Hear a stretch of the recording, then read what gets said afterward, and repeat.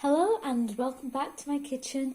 I'm Anissa and today we're making a really healthy, simple shepherd's pie. So we're going to start with our frying pan on medium heat and I'm adding a little glug of olive oil.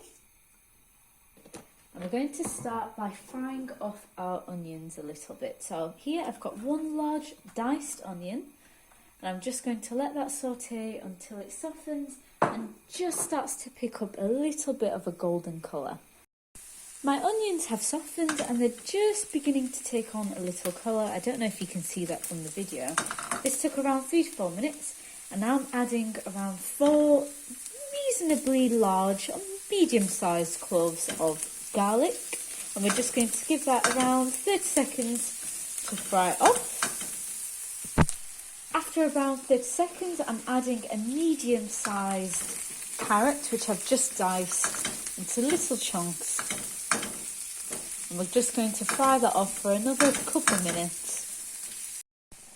My carrot has been frying quite nicely and it's just taken on a slight bit of colour. So now it's time for me to add my mutton. So I have around 500 grams of mutton mince here. And yes, I'm using mutton because it is a shepherd's pie. Lamb is also acceptable. And I'm just going to crumble this in and around so this mutton can take on a slight bit of colour. And what I want to do is try to break this mutton up in the pan just so I don't end up with big chunks of meat in my shepherd's pie. I want it all to be a really lovely, delicious, silky mix at the end. And this is just going to help the meat brown. I still want to keep it on a medium to medium-high heat to give an opportunity for that meat to brown. Whilst my mutton is browning, I want to season it quite generously with some ground black pepper and salt. And just give your pan the occasional stir to make sure nothing is burning, and to give it a chance for each side of that meat to brown. My meat has begun to brown, so I've reduced the heat to a nice low and I'm adding around half a can of canned chopped tomatoes. This is optional, but I think it really improves the taste of a shepherd's pie. I like the flavour that the canned tomatoes bring. Fresh is also very, very nice. And we're just going to mix that together.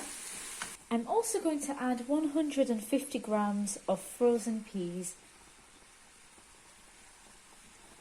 And give that all a little mix together.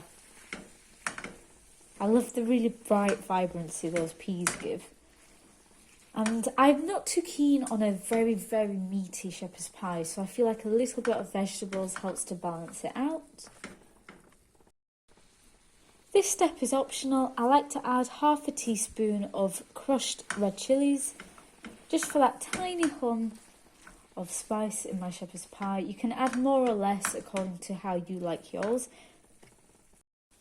I'm just going to pop a lid back on and let that cook for around 20 to 30 minutes, giving it the occasional stir, just to let those tomatoes and those vegetables really cook together and become really tasty and delicious. I felt like my shepherd's pie could use just a tiny bit more of that tomato, so I went and added the rest of the can. So I've used 1 full can of canned chopped tomatoes within this recipe, and I'm just going to continue letting that simmer over a nice low heat. My shepherd's pie has been simmering for quite about 20-25 minutes. I've given it a little taste for seasoning, because it's getting close to that point where it's done, and I've just decided I want to add a little more salt and pepper, around half a teaspoon of onion granules, or maybe 3/4 teaspoon, a little more garlic, maybe half a teaspoon of dried garlic, and a little dash of Worcestershire sauce. I just want to give it that little extra kick, and we're going to mix that together. Our shepherd pie meat is ready when all that water, the excess water, has been cooked off and you're left with a reasonably dry mix. Give it a final taste for seasoning, make sure it tastes how you like, and we're just going to turn off the heat and prepare the potatoes next. So I'm going to ladle some of my meat into my baking dish. I have quite a lot extra than I need, so I can either freeze some of this. This mixture does freeze very well, or I might just decide to make a second shepherd's pie in the next few days. So we're just going to ladle a good amount of that in there. You make yours as deep, as meaty as you like yours. I don't like too much meat in mine. I do prefer more potato. But I'm just going to ladle it in. For the amount of meat I have in my dish, I decided I'm going to peel and cook around 1 kilo of potatoes, plus a tiny bit extra to take into account my leftover mince that I've left. I could make mini pies out of those. I've just peeled my potatoes and I'm just going to slice them into little discs. This helps them boil a little faster, well, much faster. And then I'm going to give them a good rinse before I start boiling them. I'm just going to give my potatoes a little rinse. I'm going to let these potatoes boil until they're very tender. It should take around 15 minutes. When your potatoes are very tender, you should be able to stick a fork through them with ease. Drain the water. So whilst my potatoes are still warm, I'm going to add a really good hunk of butter, a good amount of salt, and a little bit of ground black pepper. Just a really small sprinkle, not too much. You can mash this how you like with a fork or a potato ricer. I like to use my hand whisk. I feel like it gets it very creamy. My potatoes are getting really nice and creamy. I just want to add a little dash of milk to make it creamier still. You can use cream or half and half. I've blended my mash together or mixed it together and it's become really smooth and creamy. There aren't any lumps in there, and I like mine to be quite a soft mash on top of my shepherd's pie. I like that creamy texture, and we're going to ladle this onto our dish. Now I'm going to pour a little bit of this mash onto our shepherd's pie. I'm going to spread it out nice and equally. We want to get quite a nice thick layer on there. Now what I like to do when I've ladled my mash on, I like to leave little grooves in my mash because I like to grate on a good amount of cheese.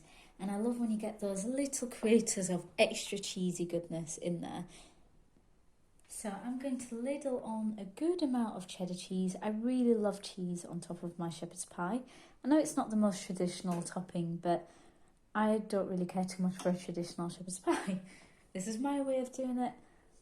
And we're going to spread that right to the corners. Because for me, this is the favourite part of a shepherd's pie.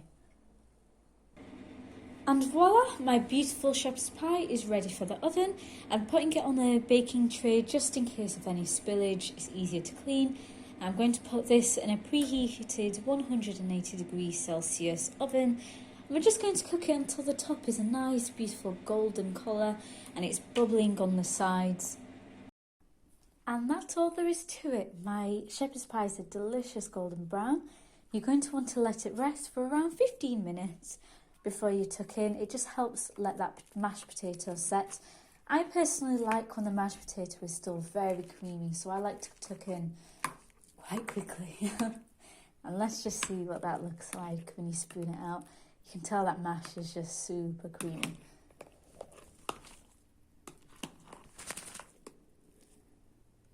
That looks delicious. And I like to serve this with a side of green beans and sometimes a little sweet corn, or you can just have it as is. But you can see all that delicious looking meat and potatoes in there, and the peas and the carrots, and that's all there is to it. So If you enjoyed the recipe, please do leave a like, subscribe, click that notification bell, and I'll hopefully see you next time. Thank you for watching.